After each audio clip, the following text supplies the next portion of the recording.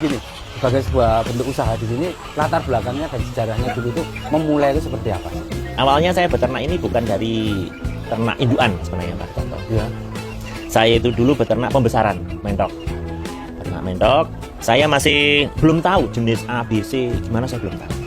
Karena saya hanya pelihara, beli minti dari penduduk, desa-desa saya ambil. Dulu itu masih murah, harganya sekitar 7.000, 10.000, masih murah sekali. Random, saya beli pokoknya dari desa. Kemudian saya piara, umur 3 bulan, 4 bulan, itu saya jual.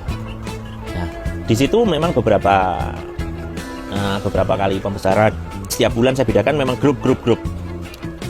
Awal bulan ini saya beli 50 atau 100. 100 saya belikan tempat kandang A. Kemudian akhir bulan ini kemudian saya beli lagi 100 kandang B. Akhir bulan lagi saya beli 100 kandang C. Jadi bisa dikatakan saya setiap bulan panen.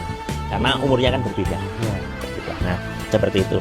Saya memelihara itu kadang ada yang kelihatan bagus, pertumbuhannya bagus, posturnya bagus. Saya mah tanda tanya. Ini kok beda? Pertumbuhannya cepat, bodinya panjang, bagus. Nah, itu mas tanda tanya. Dan itu mas tersimpan oleh beberapa tahun. Kemudian setelah jalan sekitar 2 tahun atau 3 tahun, penasaran saya tentang asal-muasal ini terjawab. Saya selidiki, saya ngambilnya di mana, saya cari lagi. Oh, ternyata indukannya, khususnya pejantannya, itu memang besar, bagus, panjang, bodinya panjang, tinggi. Nah, yang sekarang dikenal dengan namanya mentok jumbo. Babonnya juga bagus, besar. Saya tanya sama yang punya, Bu, niki mentok nopo? Itu jenenge mentok jumbo mas, mentok jumbo Thailand, bilangnya gitu. Saya enggak tahu, bilangnya seperti itu. Tapi memang posturnya bagus, besar. Nah, selang terus saya ambil terus, saya sisihkan. Sikat sendiri khusus dari indukan yang sambil dari ini saya sisihkan. Kemudian saya rawat terus, saya tetap ngambil random, tetap saya jual karena jualnya blok-blokan atau rengkai itu. Ya. Oke. Kemudian setelah hitung-hitung kok apa ya? Istilahnya dari segi keuntungan pengeluaran dengan nilai jualnya kok tipis. Kemudian tapi seiring dan berjalannya waktu, saya ingin mempelajari gimana beternak. Kalau jual mintinya seperti ini kan puterannya lebih cepat jual mintinya. Seperti saya membeli dari desa, dari orang-orang desa itu. Akhirnya saya datang ke salah satu teman saya. Pada waktu itu teman adalah peternak mentok. Saya juga beli di sana. Kemudian saya besarkan dan ternyata anakannya itu bagus posturnya. Kemudian saya sisihkan, saya kembangkan lagi. Dan itu menjadi cikal bakal pejantan di kandang saya, yaitu Nogorojo, yang dikenal dengan namanya Jumbo Nogorojo. Itu nama dari pejantan saya, pejantan pertama saya. Jadi diberi nama Nogorojo. Iya, kalau bahasa Inggrisnya The King of Dragon. Iya itu. Dan kemudian dari anakan Nogorojo itu berkembang biak jadi sekian banyak. Itu di tahun berapa? Saya mulainya kalau pembesaran itu sudah 5 tahun yang lalu, 6 tahun yang lalu. 6 tahun yang lalu saya sudah pembesaran. Tapi untuk fokus di indukan, pengembangan daripada Nogorojo itu 3 tahun. Jadi yang sekarang ini merupakan turunan dari Nogorojo. Iya, betul. Ya memang dari segi postur saya suka tinggi, besar.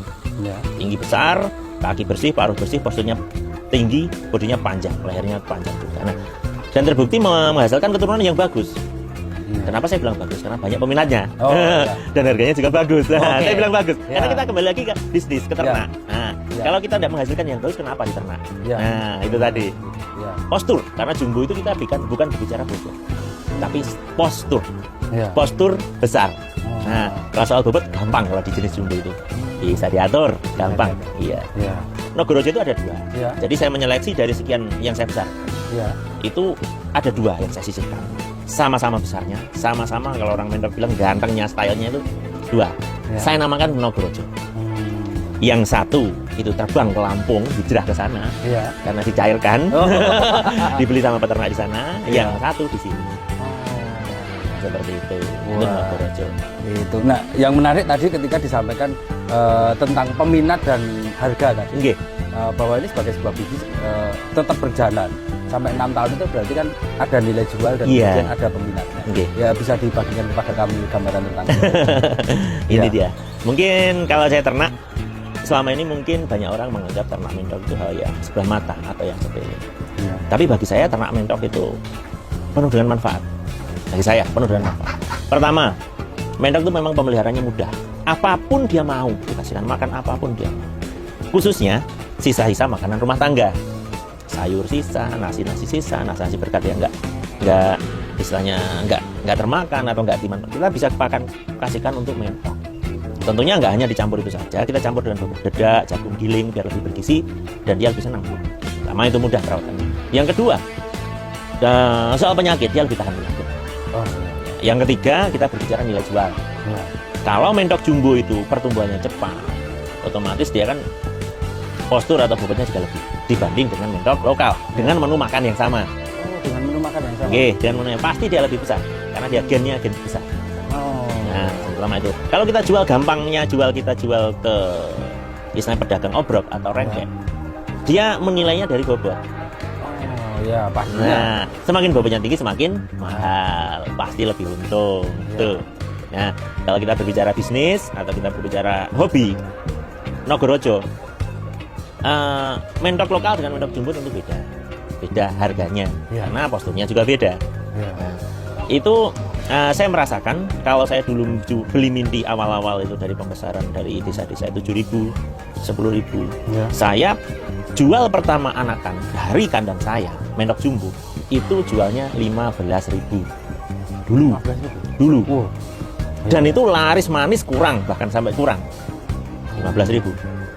Kemudian berlanjut menjadi 20.000. Naik malah. Ya, berlanjut lagi 25. Yang paling lama ini 25.000. Rentang waktu hampir 1 tahun itu 25.000. Terus.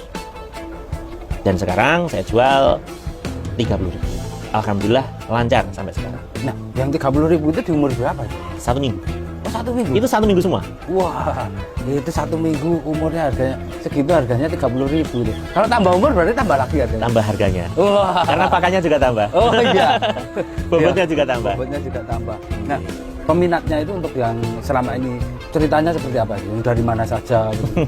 Nah, kalau kita bicara peternak berarti kan pengembangannya. Nah, saya bicara di pengembangannya. Pengembangannya itu saya 3 tahun. Nah, selama saya peternak mengembangkan jumbo, jenis jumbo Nogorojo ini, konsumen saya atau pembeli mayoritas itu sesama peternak. Mayoritas sesama peternak. Artinya dia juga peternak mentok, tapi mungkin dia dulu peternak mentok Rambon atau lokal, kemudian beralih ke jumbo. Nah, seperti itu. Nah, yang kedua pemula. Nah, pemula. Jadi dia masih karena ramenya di media online tentang mentok, dia bertanya-tanya, ya tanda tanya, ingin mencoba-nyoba. Ini itu pemula. Itu juga ramai permintaan. Nah, ada lagi sebenarnya. Yang ketiga adalah peternak yang untuk pedaging. Nah, yang ini yang reguler. Pesannya reguler. Jadi tiap 3 bulan sekali, tiap 2 bulan bahkan sebulan sekali dia pesan. Ada yang sebulan sekali, ada yang 2 bulan sekali, ada yang 3 bulan sekali dia pesan. 100 ekor. Saya siapkan untuk mereka. Mereka digunakan untuk penggemukan, jadi pembesaran. Dijadikan daging. Di sininya sudah tidak besar lagi. Atau masih kecil. Kecil. Beli umur 10 hari biasanya mereka, atau 8 hari, 9 hari, 10 hari. Nah, saya kirim ke sana. Ya, karena tapi yang untuk pedaging ini berbeda dengan yang 30.000 yang Nogorojo ini. Sama. Oh, sama. Sama, karena ini masih keluarga besar. Dalam kandang ini masih keluarga besar Nogorojo semua. Iya, seperti itu. Ya, jadi outputnya ada yang untuk pedaging juga. Ya, istilahnya mentok sayur. Mentok sayur, oke. Jadi bukan ayam aja yang sayur, mentok sayur. Iya, itu yang jadi menariknya. Nah, ketika ngomong mentok ini dengan harga sekian itu dan yang menariknya yang kecil aja harganya segitu. Nah, yang besar harganya berapa ini? Nah, kalau 2 minggu bisa nih saya jual biasanya 60.000. Wah, 3 minggu. Nah, 75 sampai 80.000. Itu 3 minggu. Alhamdulillah sampai sekarang pembeli saya, konsumen saya masih memberikan kepercayaan untuk melayani mereka semua. Nah, sekarang terkait harga jual. Kalau mintinya aja 30.000. Terus bagaimana kita jualnya di usia istilahnya kita jual biar untung? Kalau bibit bagus tetap untung. Kita pelihara sebentar aja 1 bulan dengan perawatan yang bagus, bobot pasti 1 kilo lebih. Pasti 1 kilo lebih. Nah, tapi kebanyakan dari pembeli saya rata-rata kan memang mereka kebanyakan peternak dan penghobi. Peternak dan penghobi. Artinya mereka juga seorang peternak juga penghobi. Jadi mereka materi beli dari saya bibitan itu mereka untuk kembangkan lagi. Kembangkan lagi. Kadangkala para peternak-peternak itu ingin membeli materi dari saya. Materi itu bisa berupa pejantan muda, Ya. ataupun pejantan yang sudah berumur, ataupun calon induan atau induan muda. Calon induan itu yang betina. Ya betina. Hmm. Betul. Kalau ibaratnya kalau calon induan itu masih remaja, doroan. Oh, ya. Doroan siap njus istilahnya gitu, siap produk. Di umur 5-6 bulan. Oh, produksinya. Ya 5-6 bulan itu sudah mulai masuk masa produksi. Iya. Itu biasanya saya jual sekitar 350-an. Hmm. Ya. Kalau sudah induan beda lagi. Ya. Selisihnya 100, 450. Oh. Iya. Selisihnya 100. Jadi untuk warga tani ini ketika tertarik dengan bisnis Oke. ini dan ingin memulai bisnis ini, untuk memberikan gambaran itu, mentok itu dia bisa mulai kawin, kemudian bertelur, kemudian mulai berproduksi itu di umur berapa dan produksinya berapa? Mentok jumbo, Ya. di sini kita berbicara difokuskan ke mentok, Mentok jumbo, ya, mentok jumbo. Mentok jumbo selama saya menggeluti dunia mentok jumbo, pejantan, Ya. dia mulai belajar kawin pada umur 7 bulan, 6 lebih, dia mulai belajar dan punya birahi. Ya. 7 itu masih belajar, 8 itu masih juga belajar, kadang juga bisa, tapi belum maksimal. 9 dan 10 bulan itu baru bisa kawin untuk pejantan. Sedangkan untuk betina di usia 6, 7 itu sudah bisa dikawin. Kadang juga sudah bisa telur. Iya. Nah, di usia itu. Kalau produksi telurnya di yang pertama, kemudian di yang kedua, dan kalau sudah istilahnya sudah umum, Nggih. itu produksi telurnya berapa dan berapa sih? Setelah masa produksi pertama kawin, biasanya betina itu rata-rata di kandang saya. Biasanya telur itu maksimal 10. Muda itu. Induan muda. Ya. 10. Ya, 7 sampai 10. Nah, karena menupakan atau kandungan gizi itu sangat berpengaruh terhadap kesuburan daripada betina, juga pejantannya. Oh iya. Sangat berpengaruh. Makanya kandungan nutrisi, protein, dan kandungan nutrisi yang lainnya itu sangat mendukung sekali. Mendukung mempercepat masa kesuburannya. Fertilitasnya bagi pejantan, juga kesuburan bagi Ya. betinanya itu sangat penting. Wah, itu masa dari kawin sampai kemudian mengerami sampai bertelur itu butuh waktu berapa lama? Masa mengeram untuk mentok biasanya sekitar 40 hari. Oh, 40 hari. 1 bulan lebih. Satu. Wah. Iya, lama sekali. Wah, lah ini ya lama kalau gitu ya. Ya, jadi dalam 1 tahun itu siklusnya telur itu bisa 4 sampai 5 kali. Oh, 1 tahun 4 sampai 5. Ya, Tapi 10 itu bisa dikerami. bisa. Oh, Alami, Alami. alami bisa. Oh, jadi bisa dikerami. Ya, gitu lah. untuk jumbo memang selama saya beternak ini induan-induan saya telur rata-rata itu 15, lebih nggak pernah di bawahnya yang rata-rata. Jadi 10 lebih tapi 15-nya nggak lebih. Antara 10 sampai Iya, 15. 10 sampai 15. Ini kalau lahan saya di kandang Sarota ini sebenarnya tidak begitu luas. Nah, jadi kandang saya untuk induan ini sekitar 9 kali 10. Ya. 9 meter, lebarnya 10 panjangnya. Jadi terbagi menjadi 6. Jadi masing-masing kamar itu 3 meter lebarnya. 3 meter, 3 meter.